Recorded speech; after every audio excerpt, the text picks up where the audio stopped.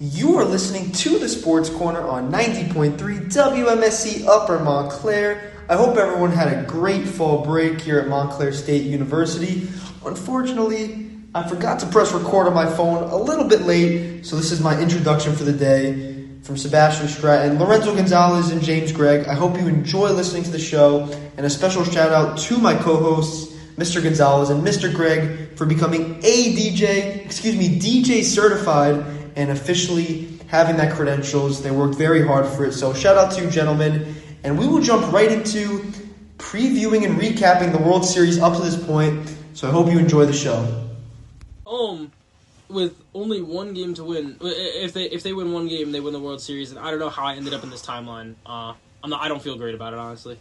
It's very disappointing, especially as a Yankee fan, because they do those things after they win the divisional round. They talk bad about the Yankees. They play New York in the clubhouse. I was still laughing yesterday by myself when Lorenzo, on a previous episode, called John Schneider, the Blue Jays manager, a little big man. That was hilarious. Again, that's a totally another topic. We've mentioned it before, the disrespect. I guess they earned it because they did advance themselves to the championship series. But that's another topic for another day. The Blue Jays have earned it. But we are going to recap all of it right now. And we are going to start from Game 1, which took place last week. And that was a game coming into the series. People thought this would be a true David and Goliath matchup between the Blue Jays and Dodgers. And the Toronto Blue Jays proved that is not the case whatsoever. And they were utterly dominant in their Game 1 performance as they beat the Dodgers 11-4. Gentlemen, this was a game where the Blue Jays had 14 hits. George Springer 2 for 5. Addison Barger, a pinch hit appearance, 2 for 2 with a grand slam, 4 RBIs on the day. Vladdy Jr. does what he does, 2 for 4 on the day. And then Alejandro Kirk, the man behind the dish, 3 for 3, 3 runs scored, 2 RBIs, and a home run. Fellas, what did we see from this Game 1 performance that has ultimately pushed the Blue Jays to this position they have been in all season long? And can we expect this moving forward as we head into Game 6? Listen, they do what they do at home, especially. I wonder why. Is there cameras? Are they cheating? Listen, cheating scandals aside, let's just pretend like they're doing this fair and square. The Blue Jays win on the big inning. And big inning they had, scoring 9 runs in the 6th. In any game, that is so hard to come back from. And when these guys just get rolling, I know they have an unreal record when they have more than 5 runs. So when these guys get rolling, it's hard to stop them. 14 hits, like that. This game was, Blake Snell let it get away from him a little bit like that.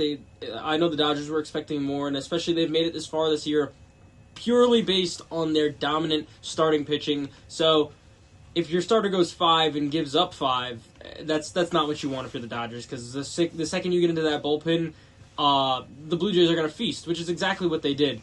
So this was just, it was a case of the Blue Jays having a big inning and getting to their bullpen. This was a game for the Dodgers. Blake Snell, through the first 5 innings, pitched fairly well. Only gave up 2 runs then.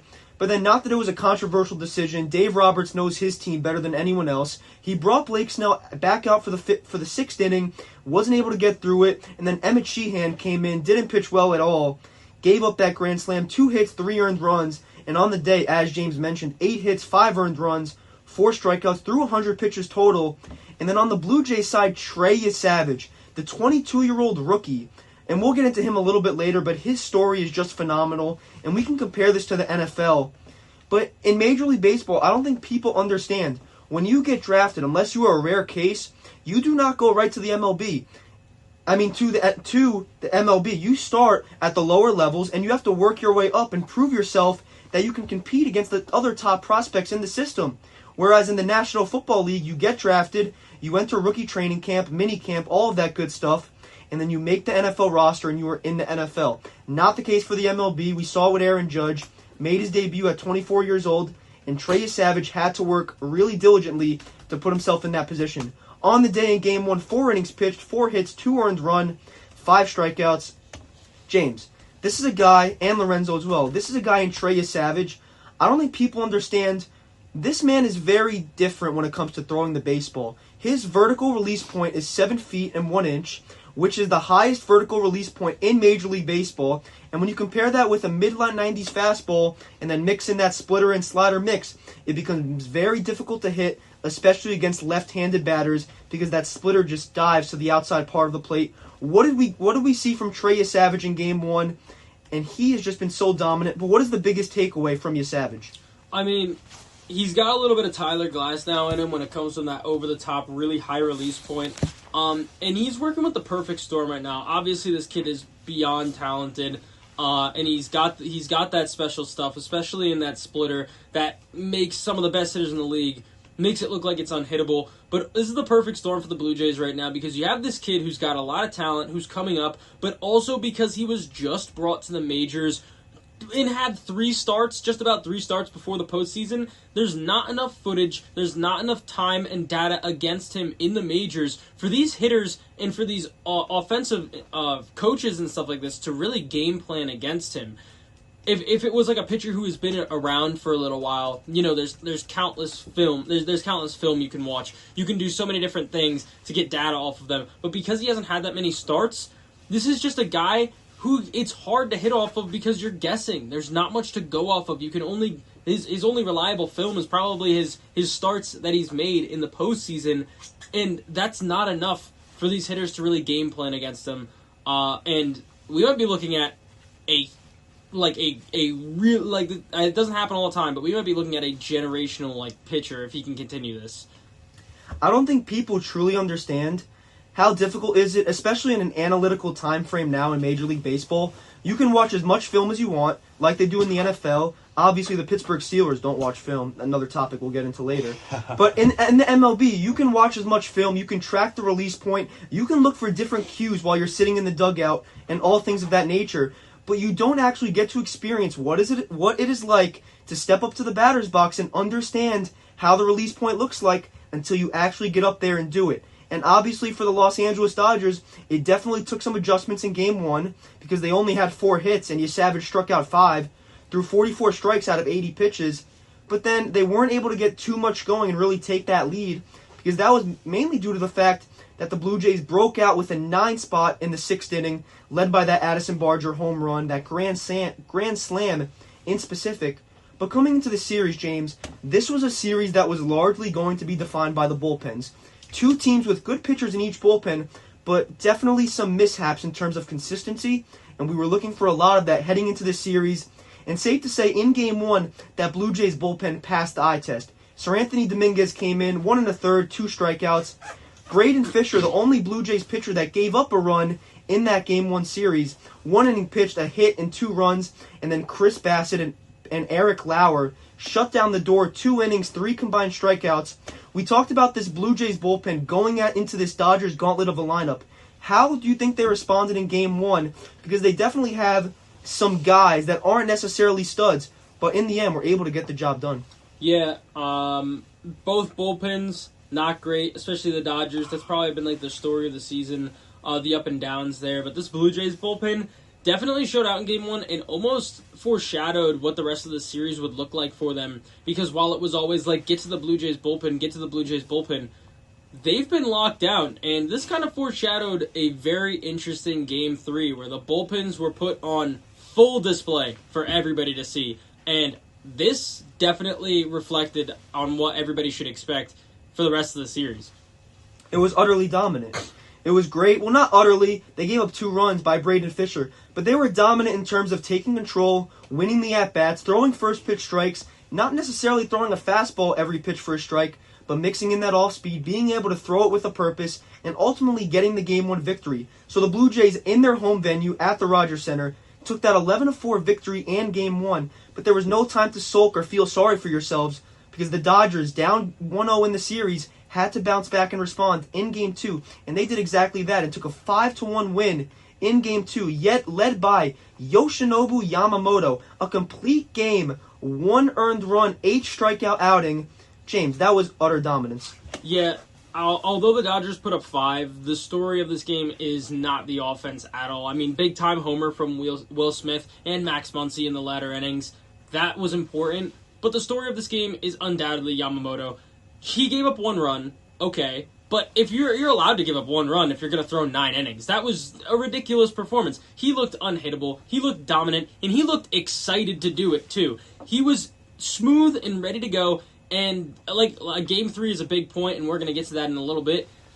This guy's a dog, and he's also on the mound tonight, so he's going to play another key role. He is one of the key pieces for this Dodgers team, and if they manage to come back, a lot of it will be on his shoulders.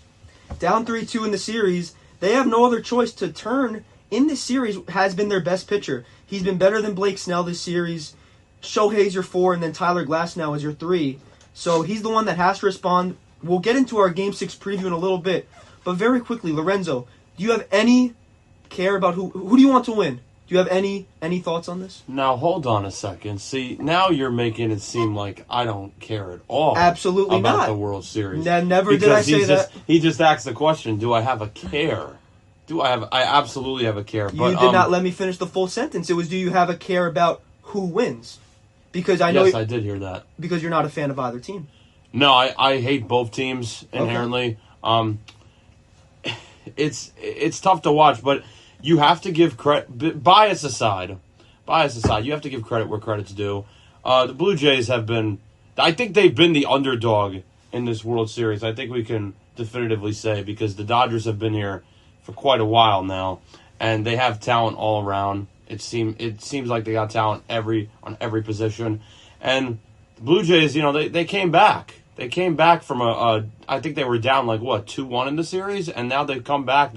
Or 1-0, right? 2-1. 2-1? Yeah, and now they're 2-1. Yep. They're 3-2, so they've had a big comeback there. And I know it's really hard in baseball because you get about 6-7 games to get back and come from behind in a series. So that's a big deal there. I don't. It's been I can say this. It's definitely been a lot more of an enjoyable World Series than last year. That's for sure. There's no question. I didn't even know there was a World Series last year. I thought they canceled last year. I thought they did. You would wish. You guys would wish so. I thought the World Series got after what happened. I thought the World Series got rained out last year, so I thought they just didn't do it. I didn't even know that there was a World Series last year. They just gave Freddie Freeman the MVP and called you thought it was 1994 all over again, didn't you guys? There's that really bad hurricane, Hurricane Steven or something like that. But you know what I'm shocked about? What I'm shocked about is you two didn't even I thought we were going to mention on the show today, on this baseball preview, about the 18-inning game that just happened. We're we about to get there? We're starting because that was in Game 3. That we're was unbelievable. We're getting there. We're getting I know that many people all over social media and everywhere else, all the baseball fans were complaining about how late it was on the east side. Well, nowadays you never see an NFL game go that late. 5.5-hour game. It was. I don't know how I managed to watch 6.5 hours. 6.5-hour game. That was the long. I don't know. Was it because they were both 18 innings? Was that longer than the 2018 World Series when Max Muncy hit the walk-off versus the Red Sox? I believe it is the second longest. Probably not by much. But it was still a ridiculous game. I watched every single pitch of it. I don't know if it was the smartest decision considering I had class the next day, but as a baseball fan, you just cannot miss a legendary game like that. That is one of the all-timers. It's one of the games you'll talk about forever, no matter who wins the series. And that was just, that was just exactly the opposite of what you think this series would be. You think this series is get to the bullpen and there's going to be fireworks. They got to the bullpen and then played a whole extra game worth of innings. It was ridiculous. Both lineups struggled, but both bullpens flourished. There were some unsung heroes. Talking about Will Klein, last guy up in the Dodgers bullpen, literally the very last guy they called upon, comes up 4 scoreless innings, 5 strikeouts, absolutely dominant. You're going to go to somebody else. You're going to go, Roki came in, he went 1 2/3, utterly dominant. Kershaw came in with the game on the line, bases loaded. You're talking about a first ballot, probably unanimous Hall of Famer coming in for probably his last out ever pitched in the World Series with the most stress you could probably ever put on a pitcher. Bases loaded, 2 outs, he got the out. The game was finished. The game was filled chock full of legendary moments that you just couldn't miss. I don't know. Did you watch the whole thing? Did you? I unfortunately did not. I fell asleep. Oh, no way. I was up. I think it was a little past 2 a.m. It was the 15th or 16th inning. and I thought the Dodgers were going to walk it off. There was a situation early on, it might have been the 14th or the 15th, where Alex Call was up with a runner on third and one out. He pinch hit for Andy Pages, who has been horrendous offensively in this series. And what does Alex Call do? He popped it up. But I was looking in the middle of the night. I had to look, and I saw that Freddie Freeman hit the walk-off homer. I watched the highlights for the whole game, so unfortunately I did miss the ending of an absolute classic. But I'm glad you were able to witness it for us, James, and then share your side of the story. But that was a game, as you mentioned, the Dodgers won in 18 innings 6-5 after they tied up in Game 2 and tied the series 1-1. The first 10 out of the 11 runs in that game were scored within the first 7 innings. And from innings 8 to 17, no runs. It was a complete dominance from the pitchers. Shohei Ohtani had one of the greatest games in MLB history offensively.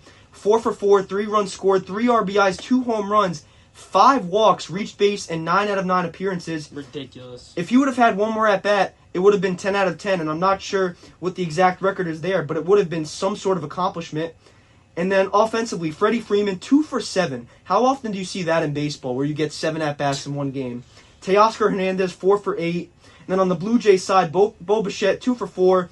Vladdy Jr., 2 for 7. But they were able to keep him in the ballpark. Had 1 home run that game by Alejandro Kirk. And that was a situation where Kirk versus Max Scherzer got his pitch that he wanted and drove it out to the outfield. But the biggest takeaway from that game, as you mentioned, were the unsung heroes out of the bullpen. Will Klein, the winning pitcher of that game, 4 innings pitched, 1 hit, 5 strikeouts, and we haven't even seen him much in the playoffs since that World Series. We saw the same thing with Edgardo Henriquez, who I'm watching the game in the 15th inning, basically half asleep. My eyelids are about to shut down, and Henriquez comes in the game throwing 102. And I'm thinking to myself, where did he come from? Where is this guy throwing 102 in the Dodgers bullpen? Now I kind of understand why he hasn't pitched that much. Didn't pitch well last night, lost control of the strike zone, and allowed the Blue Jays to take a foothold in the 8th and 9th innings. But that was a game. Justin Robleski for the Dodgers, 1 1/3, 2 strikeouts. Blake Trinan, Dreyer, Sasaki you mentioned, and then Yoshinobu Yamamoto was getting ready to come out for the 19th inning. And I believe, I'm not sure who specifically, but Dave Roberts said after Yamamoto, it would have been a position player, which would have been the first time in World Series history that a position player would have pitched in that game. So here's what happened with that. They went down a couple times right before it almost ended. And Dave Roberts' initial plan was not to go to Yamamoto, but it was to go to Miguel Rojas. He was going to put Miguel Rojas, a shortstop, on the mound in the 18th or 19th inning. Will Klein continued to pitch good, so that he didn't have to worry about that. And after the 18th finished, Yamamoto offered himself up. And when he was asked about it, he said, like, he was, I don't know the exact quote, but he's like, I'm ready to do whatever it takes to win a World Series. So, that was ridiculous. I was sitting there half asleep as well in the 18th inning, and I see Yamamoto warming up at the pin 2 days after he threw a 9-inning complete game, over 100 pitches. I was rubbing my eyes. I was like, am I dreaming? Am I asleep? Is that Yoshinobu Yamamoto warming up to come into this game 2 days after throwing over 100 pitches? I couldn't believe it. The game had absolutely everything. But one thing, the biggest takeaway from that wasn't even the winner of that game. To use every resource you have and lose an 18-inning World Series game, but then bounce back to win the day after, that is the thing that speaks volumes to me. I was expecting the Dodgers to come out and put them away after crushing the morale the night before. The Blue Jays didn't let them do that. They came back and won 6-2 in Game 4 and tied it up, and then followed it up with a 6-1 Game 5. That is not what I had on my bingo card whatsoever. They had all the momentum, and quickly, before we get into Game 4, on the Blue Jays side, you had Eric Lauer. I know they didn't win the game, but pitched 4 1/3 innings, 2 hits, no runs, and 2 strikeouts, 68 pitches. This is a guy who, coming into this playoffs and in the World Series, you're going against this gauntlet of a lineup in the Los Angeles Dodgers. Lefty pitcher doesn't overpower anyone with his fastball, but his control and his deceptiveness to use his off-speed pitches to his advantage and just capitalize on those missed opportunities by the Dodgers, especially with runners in scoring position, led to giving the Blue Jays a chance, but unfortunately they weren't able to capitalize. And as you mentioned, the Dodgers win that Game 3, win 6-5 in 18 innings, and go up 2-1 in the series. Shohei Ohtani has one of the greatest games in MLB history, and the very next day, he is the starting pitcher for that series, and safe to say, it would not be crazy to say if the Blue Jays mentally, not on purpose, they would have been checked out for Game 4. But that was ultimately not the case because they bounced back in a big way as they won Game 4 and tied up the series 2-2, 6-2. Shane Bieber, the winning pitcher, pitched well overall, 5 1/3, 4 hits, 1 earned, 3 strikeouts, 3 walks. And the Dodgers capitalized as they scored in the bottom of the second inning. Then the Blue Jays bounced back, scored 2 runs in the top of the third. Ohtani on the day pitched well for the most part. His off-speed pitches hung a little bit in the zone, as we saw Vladdy hit that moonshot off into left field. 6 innings on the day, 6 hits, 4 earned, 6 strikeouts, 1 walk. What did we see from this game, and what does this say about the resilience of the Blue Jays lineup to go out there and win after playing an 18-inning marathon, and which they lost the game before? I mean, this is inhuman. Like, you have to think to yourself, playing for 6.5 hours and then having a game later that day. Playing for 6.5 hours, using everybody, every last player in your bullpen, and then losing all those assets, and then going out and putting up 6 and winning. And not only winning just, like edging them out, winning by 4, like in dominant fashion. I mean, this just kind of blew me away. I just thought for sure the Dodgers were going to come out, make it 3-1, and almost put this series to sleep. And now we're in a situation where they're down 3-2. So I don't know. The Blue Jays just have a different type of fire under them. That was a game, if the Dodgers were going to capitalize and go up 3-1 in the series, they didn't do what has made them good for a majority of the regular season, is that they didn't hit with runners in scoring position. And that's a big story overall coming into this Game 6 series, this game tomorrow. But in that Game 4, they were 0 for 5 with runners in scoring position. Mookie Betts has not hit whatsoever in the playoffs. He's been struggling mightily, been popping the ball up. He even said in a post-game interview last night, I've been playing horrible. I've been bad. I've been very bad. So he needs to get it going if this Dodgers lineup is going to have a chance. We talk about that 7 through 9, and how for the Toronto Blue Jays, if you insert Ernie Clement in there, you kind of don't have a single weakness in the lineup. And people were saying the same about the Dodgers. You have some light hitters in the bottom of the lineup. But this top 4 for the Dodgers lineup, and we'll get to their Game 5 struggles, they have not been that good. It's been Shohei Ohtani, Freddie Freeman, and then a lot of inconsistencies. Insert Will Smith, had a big home run, sure. Max Muncy in that 5-6 hole. But not a lot of consistency towards the top of that lineup. And that ultimately led the Blue Jays to win that game 6-2 and tie the series up, heading into the final game in Los Angeles, a definitive Game 5, where the winner of that game would head back to Toronto with a 3-2 lead, and safe to say, a rematch of Game 1, the two aces of this series pretty much on the mound, a rematch of Game 1, Blake Snell versus Trey Savage, and the young rookie from Pennsylvania was absolutely nails. 7 innings, 3 hits, 1 earned, 12 strikeouts, no walks, compared to Blake Snell, who struggled, 6 hits, 5 earned, and 4 walks. What did we see from this game, and what do we think of the utter dominance from Savage? This was just another showing. This was another showcase that Trey Savage can go out here and toss the ball with the best of them. Not only 7 innings and 1 earned run, but the fact that he had 12 strikeouts against one of the toughest lineups, filled with not only superstars, but veteran superstars who have been in these situations and scenarios year in and year out. They know not to swing at those pitches. They usually have a slow heartbeat. You're talking about some of the best to play the game. Mookie Betts, Freddie Freeman, Shohei Ohtani, even Will Smith, one of the best offensive catchers in the game. He was getting these guys like it was nothing on 3 pitches, tossing a couple fastballs, locating a splitter. He had everything working for him, and this was just another showcase of how dominant Savage really is in this league. I think when you can go out there as a rookie, starting off the game in the bottom of the first, when your offense gives you a little momentum, hitting back-to-back homers with Davis Schneider leading off because George Springer left Game 4 with that oblique injury, Game 3, and then you insert Davis Schneider. We saw Nathan Lucas the game before, but he leads off the game with a home run, and Vladimir Guerrero Jr. goes back-to-back. He is having an unbelievable World Series, hitting .415, finished that day 1 for 3. But for Savage, when you can go out there and tame one of the greatest players in Major League Baseball history, possibly the greatest ever when it's all said and done, I'm not sure. But Shohei Ohtani, who was 0 for 4, Freddie Freeman 0 for 3, and Mookie Betts 0 for 4. That's combined 0 for 11 from the Los Angeles Dodgers' 3 best players.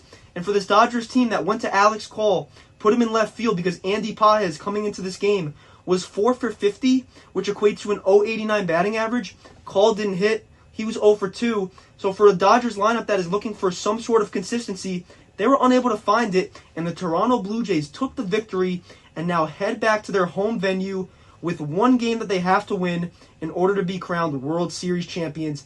And that leads us to a day off today, as we currently stand, and Game 6 tomorrow, October 31st, on Halloween.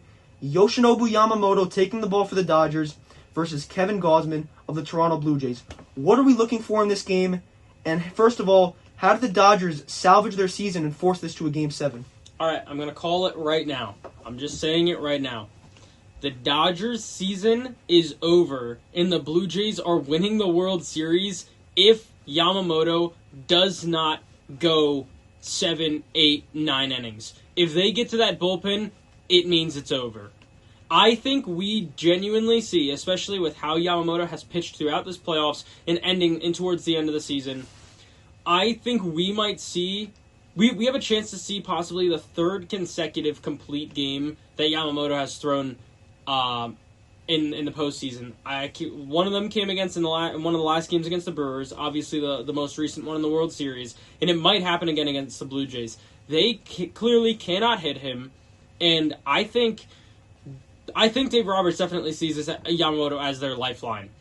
They're having a tough time hitting, and Gausman's going to be no easy challenge tomorrow night. So I think Yamamoto is going to have a massive game, and it's kind of all on him. I think they'll run into a homer or two, and then I think the rest is on Yamamoto to go out there and shove.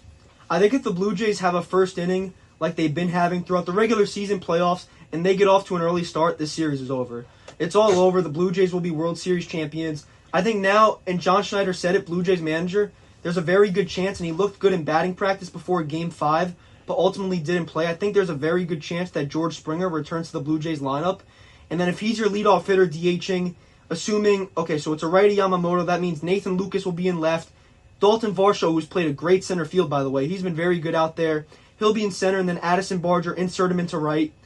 And the difference is, especially late in these games, the Blue Jays have so much more on their bench than the Dodgers do. They have Davis Schneider when a righty is pitching. You have guys that you can go to. You have Ty France off the bench.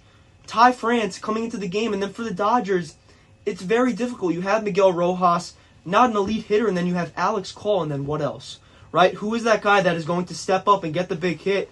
And for the Dodgers offense, over the last 29 innings, that is 16 for 95, a 168 average, 4 runs and 29 strikeouts. And in an interview with Don Mattingly, one of the greatest coaches, a guy that is a leader and well-respected in any clubhouse that he steps into, talks about the biggest differences in the World Series.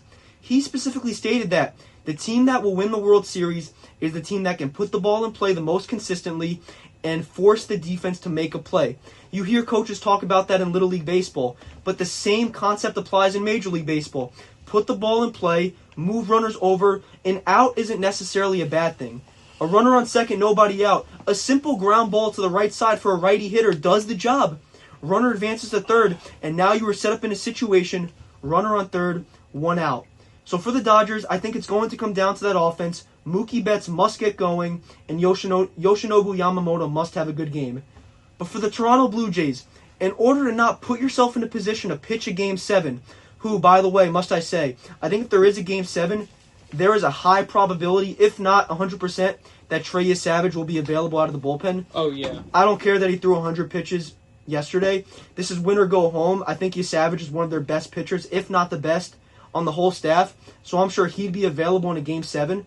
But what do the Blue Jays have to do to not put themselves in that position for a winner or go home game and take it all in Game 7 and Game 6 on Halloween?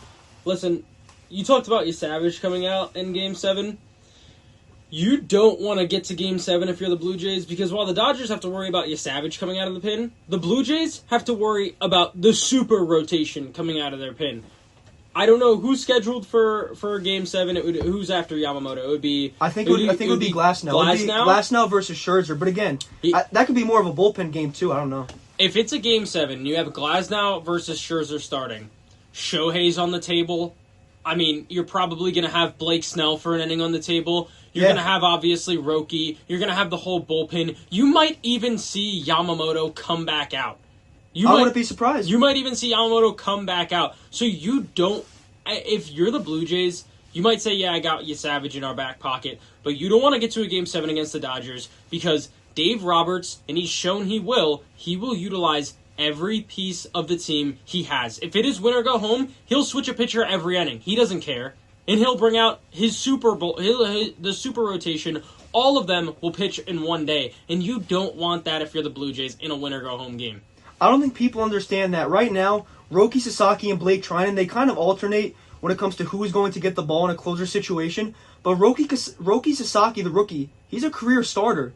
If you come to a Game 7, all you really need from Glasnow is 3 innings. If you can get 3 innings, and then Roki Sasaki can go out for 4 or 5, and then you have, as you mentioned, Shohei.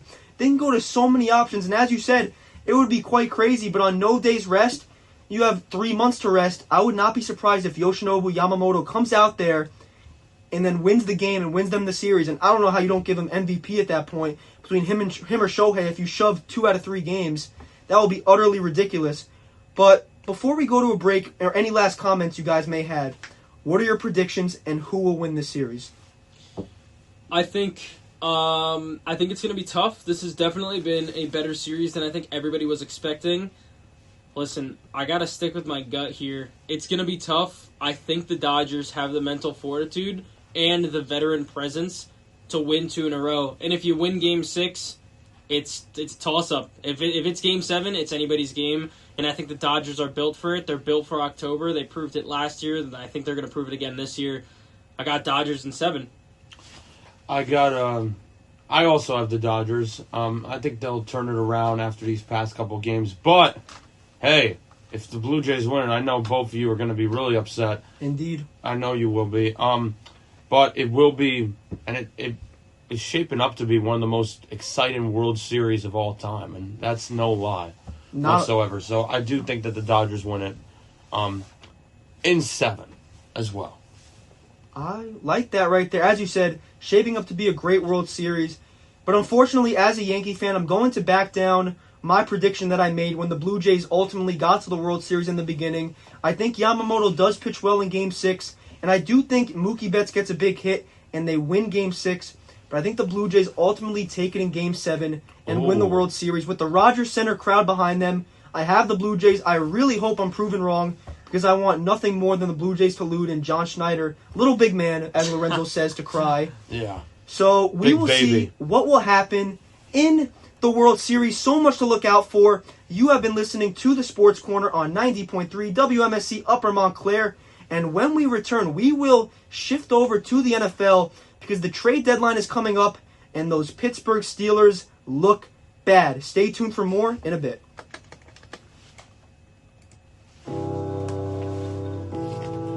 Oh, boy. So this is the last episode for baseball. Well, the last one will start off with baseball first. Starting next week, we'll start with football first, and then we'll shift to baseball. Yeah, it's just going to be like off-season news. No, I'm going to be honest, Sebastian. This like, week we can of do the football, manager hirings and stuff. This week of football, the games are going to suck. Like, they're going to suck, bro. Well, we'll start off with the Steelers. They're going to... Like, also, I put it on. Do you see this here? Look, do you see the games? Like, I saw it, yeah. You saw it? Yeah, like, dude. I don't know Chargers and Titans. I shared the doc with you. We're going to... Because the trade deadline's Tuesday. I put it out there. I put the question. We'll all say our answer. What is one move you'd like to see be made? I like that they got Duggar. I'll say that. I say I like that they got Duggar because he's been a... And I'm shocked that the Patriots got rid of him because he was a great safety. He just wasn't... Mike Vrabel didn't like him. He didn't fit in his system, I guess. Really? That's what Vrabel said. Really? Tell you, Vrabel is a great coach, though. I like He's him. a great... I think he was a great hirer. Because in Tennessee, he did an amazing job.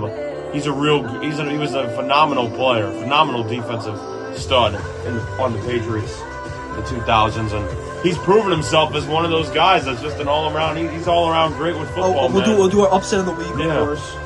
I can't believe Tennessee just fucking gave him up like that, like a bag of chips. Crazy. I can't believe they deserve it. They deserve their So bad. hard times. Tennessee's terrible.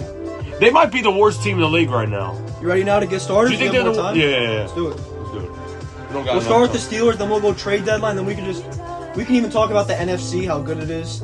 Yeah. Honestly, I think it's much better than the AFC. That's true. You're absolutely right. I'll get started now. I hope the Pats win the division, though, man. I hope so, love their too. run right now. I might mention that.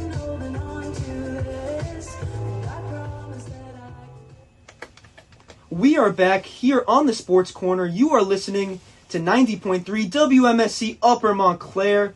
And now, from Sebastian Stratton, Lorenzo Gonzalez, and James Gregg, we will shift over to the National Football League and start off with a topic that Lorenzo and I surely have our opinions about, and that is our team, the Pittsburgh Steelers. And I'll just put this out there, just kind of a note so that we can base this off of. And we've mentioned it before. Entering the 2025 NFL regular season with the highest paid defense, which consists of 3 future Hall of Famers in TJ Watt, Cameron Hayward, and Jalen Ramsey, the Pittsburgh Steelers have become one of the worst defensive units in the league. And don't look too far ahead, but with Thursday Night Football taking place tonight, if the Baltimore Ravens, with a healthy Lamar Jackson returning, if they beat the Miami Dolphins tonight on Thursday Night Football, they will move to 1.5 games behind the Steelers. And if the Steelers lose to the best team in the NFL so far on Sunday, in the Indianapolis Colts, who have looked unstoppable, especially on offense, the Ravens will only be 1 game behind the Steelers with 10 games to play, and 2 of those games division matchups versus the Steelers. What do we think of the Steelers defense? 4-3 right now, Mike Tomlin, all of this chaos going on in the organization. It just seems as if they are having a difficult time stringing some momentum. And I have to put this question out there because unfortunately it's not a hot take anymore. Has Mike Tomlin's time in Pittsburgh become stale? Sebastian, all your questions will be answered right here, right now, by a true Steelers fan since I was 5, as many of our listeners know. First of all, I really want to ponder what you said about 3 future Hall of Famers. That's a little bit, I would say that's definitely a stretch. Cam Hayward's not going to be a Hall of Famer. He is definitely a Hall of Famer. He's not a Hall of Famer. Yes, he is. No, he isn't. Over, Get out of here. Over 3 Pro Bowls, led the league in tackles. 2. He's definitely. If JJ Watt's a Pro Bowl, and TJ's a Pro Bowler. But his career is not over yet. Cam Hayward's not a Pro Bowler. He's man. definitely a Pro Bowler. He has had a rusty last couple years. He's not a Pro Bowler. He's been the best defender stopping the run according to PFF. He's been the only one getting off across blocks. the league. No, for the Steelers. Yeah, for the Steelers, our defense hasn't been good at all. That is the point of today's show. He's been better than Watt, though. He's not been better than Watt. Over time? For this year? Absolutely. TJ. Well, this year, yeah. But I mean, I'm talking about because Pro Football Hall of Fame takes the entire career. I'm not talking about this season. I'm talking about I'm saying, career, fine. TJ Watt. I don't think so. If Cam Hayward plays till he's 40 and keeps it up and doesn't look horrible and is not getting bodied at the line of scrimmage, he's a Hall of Famer. Especially if he wins one more play. He needs to win a playoff game. I know it's not a team stat, but I don't think so.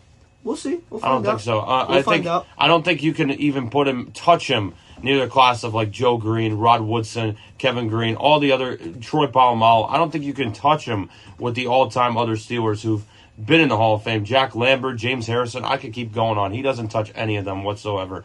But regardless, we're talking about right now the Steelers are just an awful football team defensively. They have been absolutely terrible. The biggest part of their defense, and we mentioned this before on episodes before, their defense is the high, and we mentioned this, I think it was like 2-3 episodes ago. They're the highest paying defense in the league. This should not be happening. This should never be this bad on the pass defense. In the past couple of games, that's been their biggest flaw. They have, against the Packers, I couldn't even sit there and watch it. I couldn't sit there and watch how bad that pass defense had been because the couple games before, we noticed their pass defense was incredible. They've fallen since the Bengals game, and it's specifically been weighing on that defense. And you said it best, Mike Tomlin. We have been restless of him. We're not right now. We have been. I can say that we pride ourselves in only having 3 coaches since 1969. Chuck Noll, Bill Cowher, Mike Tomlin. But the difference is that Mike Tomlin is nowhere near the class of Chuck Noll or Bill Cowher in terms of performance, in terms of how he handles his team, in terms of how he changes the game plan as new players come into fruition over time. Tomlin hasn't done none of that. He still had the same system that he's had since 2007. And the problem is that in 2007, yes, you guys had an amazing team from 2007 to 2010, but you inherited it from players that Bill Cowher and that system got out and drafted when their time was coming out in like 2012, 2013. You couldn't, and I'm talking defensively, not offensively, because offensively they've had a great time offensively, not in the past couple years, but this season and the seasons before that, 2014, 2016, the Killer Beast thing, yeah, we won't go on about that. But that's been his problem. The biggest problem with this team is Tomlin is stuck with his ways that Cowher's had with the players that he inherited. And that is the biggest reason why this defense has not done much. And we've only seen one big defensive playmaker, two defensive playmakers all throughout the past 15 years. Not 15 years. I don't want to say that far. But past 12, 13 years, that's what we've seen. And it hasn't changed at all. And that's why the Steelers have been the same old system that they've had since 2012. And that's their biggest flaw by far. And that's what's killing them this season. And the answer is by far, we have been restless with Mike Tomlin. There comes a point in time, Mike Tomlin, I think, I'll say this. First of all, I agree with everything you said. Little iffy on the Cam Hayward, that's to be determined. I think if he gets another, and also they value this a lot. I'm not saying he deserves it, but I'm thinking of the path that the Pro Football Hall of Fame thinks. He's also a Walter Payton Man of the Year winner. They do take that into consideration. Roger Goodell has said that multiple times. He's done great things on and off the field. He's a great guy. Obviously, you don't get into the Hall of Fame for being a great guy. I know that. But I think I don't know. Well, that's another topic for another day. We'll talk about that in another episode. Absolutely. That's very interesting, yeah. But Mike Tomlin, here's the thing with Mike Tomlin. The offense. We'll start with the offense. The offense looks really good this year. You go out and make a questioning signing. For most people, including myself, you signed 41-year-old Aaron Rodgers, Super Bowl winner who beat the Pittsburgh Steelers and Ben Roethlisberger in the Super Bowl back in 2011. And then you sign him to a deal coming off an Achilles injury 2 years ago and coming off a season where he did not perform well in the Jets. And you can't go out there and say that, oh no, Aaron Rodgers did not have weapons, because that is absolutely not true whatsoever. He had Garrett Wilson, Devontae Adams, Breece Hall. He had his own offensive coach in Nathaniel Hackett as his offensive coordinator, and he didn't play well. It wasn't just him. Obviously, he didn't want to go off on that bad note. I don't think he wanted to retire like that, but he has been so good this year for the Pittsburgh Steelers. He has really led the offense and rejuvenated the best offense for the Pittsburgh Steelers since 2017, honestly, I would say. Back when the Killer Bees were starting to break up and the Steelers had their last playoff win. But the offense has been good. Arthur Smith has been good. So the offense isn't the issue right now. But here's the thing defensively.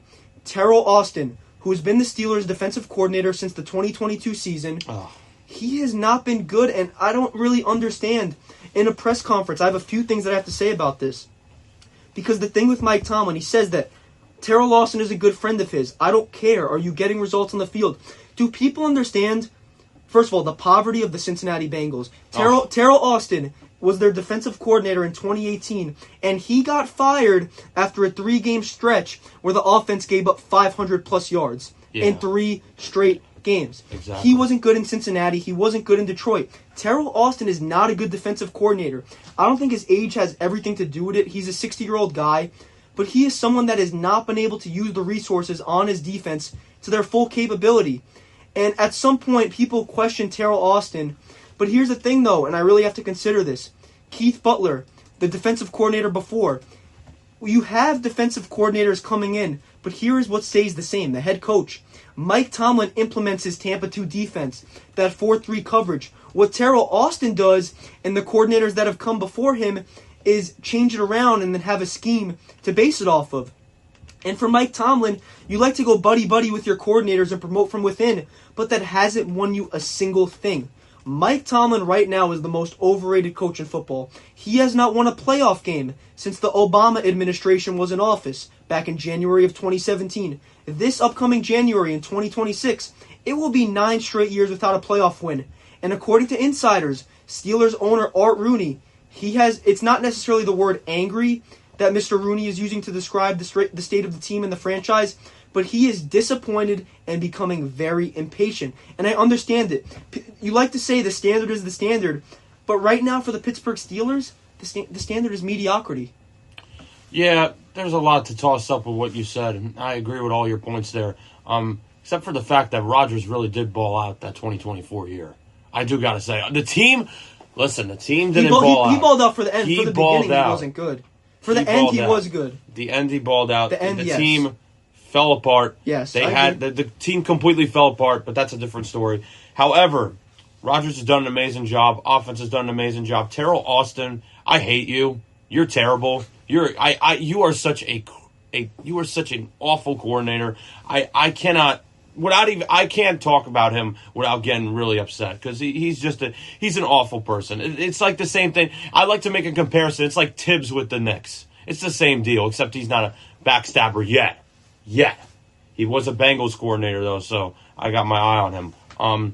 Yeah, but this team is this defense is absolutely terrible. The offense, and Art Rooney should really shut his mouth though. If anything, Art Rooney II, he should shut his mouth because that man doesn't know how to run an organization to save his life. His father's rolling in his grave. Exactly. Him and Dan Rooney, both Dan Rooney too. Oh, Dan Rooney is his dad. I keep forgetting. Yeah. And his grandpappy also Art Rooney, the real Art Rooney, the chief.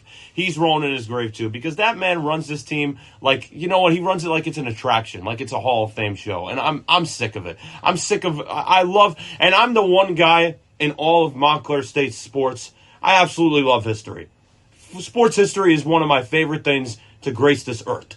But you don't make it the central part of your team, and you don't make it your team entirely. And that is what Art Rooney II has done. He has made it to the point where that is the selling point of going to a Steelers game. That is the selling point of it, is because of the history. And you just don't do that. And until he's gone, this team is it's not going to be a true Super Bowl contender, and it's not going to be ran like a Super Bowl contender at all. This team has been absolutely terrible in the stretch right now. I'm really sick of the Bengals game. I'm sick that we lost to such a poverty, disgusting franchise like that because there's nothing good about them. There really isn't. They brought in, think about it. Your team brought in a QB to play us because you had nothing else, and the Steelers game was the biggest thing going on. Now he's injured because you guys have no offensive line. We lost to that team. What does that say about the Steelers? What does that say about us? And defensively, that we lost it by a couple points. It's been an awful season, and it's really down the stretch. We're going to touch base on it, Sebastian. They're playing the Colts right now. They're 7-1. They're the hottest team in all of football. I don't have hope with this team really. This is the first time this season where I can pick us against our opponent. Really, I'm picking the Colts against us. I'm picking the opponent against us. We just been that terrible, and the Colts have gone on to. I know Sebastian over here absolutely loves the start that they've gone on, and they've been unbelievable. They've been utterly dominant under Shane Steichen. Great offense, but the Pittsburgh Steelers, they've been struggling, and they have to go against those Indianapolis Colts, who are going to be one of many teams with the upcoming trade deadline approaching this upcoming Tuesday, November 4th. Fellas, I want to put this out there, and I'll start it off. What is one move that you would like to see by any of the 32 teams at the trade deadline for a buyer to bolster their team and for a seller to rejuvenate and look to the future and get potential draft picks in 2026? And I will start off by saying I want the Buffalo Bills to go out there and trade for the Las Vegas Raiders wide receiver Jacoby Myers. I think Jacoby Myers has been put in a system that has been fairly disrespectful to him. Geno Smith has been utterly a disaster. On the season, Myers has only 329 yards, 0 touchdowns, but this is someone last year was an all-pro player, over 1,000 receiving yards, 4 touchdowns, and this is a Bills offense led by Josh Allen, James Cook, who is a great running back. You have Khalil Shakir, who in my opinion is one of the most underrated wide receivers in the NFL, but Jacoby Myers is someone that can give them that spark on offense and really be a wide receiver too to bolster that offense and provide an extra target for Josh Allen. Because currently it's a lot of Josh Palmer, who's been getting injured, Keon Coleman, and Dalton Kincaid. So that's one move I would like to see at the deadline. Oh, this is an amazing question. I love it, Sebastian. But I'm going to go with one of my favorite players in the league right now. And he's also on the Raiders as well. Funny enough, it was right in my head. We think the same team. What do you know? I will take the one trade that I want to see, even though it's probably not going to happen at all. Could Max Crosby to the Bears. The Chicago That's not crazy. Bears. That's not too crazy. And I'll tell you why.